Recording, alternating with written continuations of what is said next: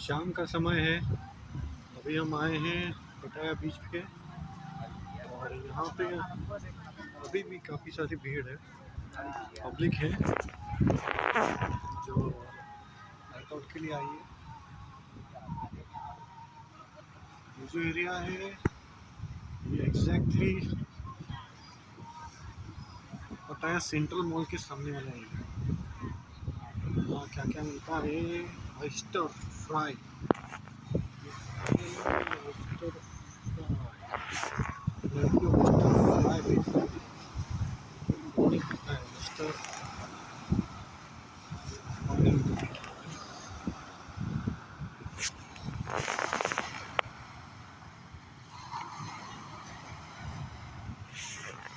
Thailand की खासियत यही है कि यहाँ का पानी जो है वो क्रिस्टल क्लियर है।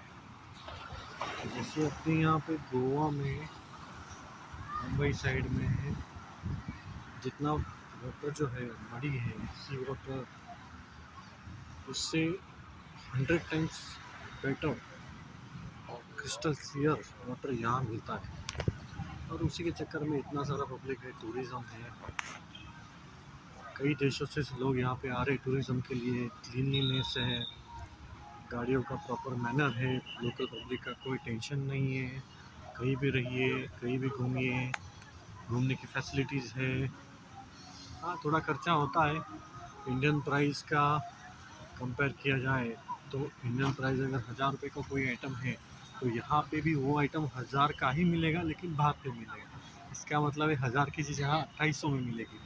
नॉर्मली यहाँ पे क्या होता है, 100 बाहर से ही सब कुछ स्टार्ट होता है। 100 यानी कि 270, उसके नीचे कोई काम ही नहीं करता।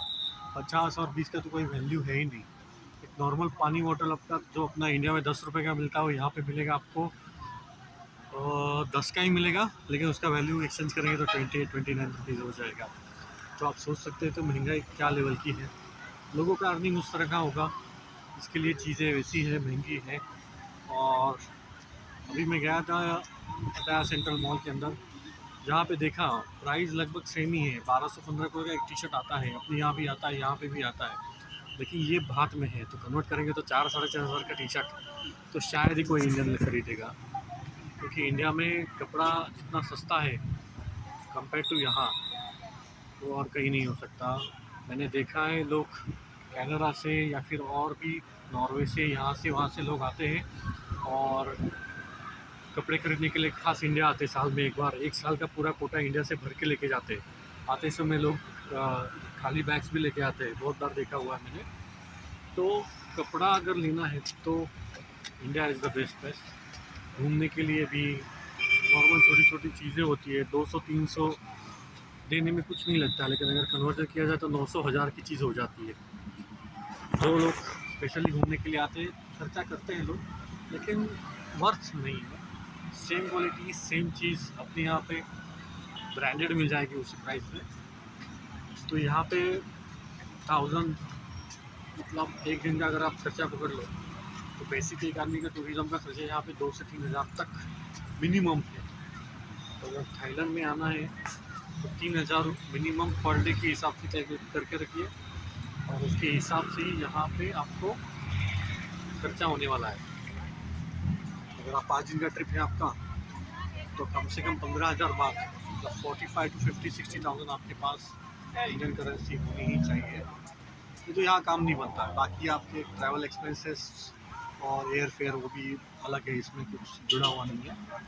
तो क्योंकि बेसिक एक्सपेंसेस ज़्यादा है, खाने में यहाँ पे वैरायटी बहुत है, लेकिन अभी मेरा होटल की तरफ से ही खाना है तो इतना कुछ प्रॉब्लम नहीं आ रहा है। बाकी यहाँ खाने के लिए ऑप्शंस बहुत सारे हैं, लेकिन क्या है बहुत सी जगह पे बीफ और पोर्क मिलता है, तो वो सब चीज़ें हम नहीं खाते। हमें वेज भी चल जाता है, चिकन भी चल जाता है, और जहाँ बीफ और पोर्क बनता है वहाँ तो मैं तो नहीं खाता।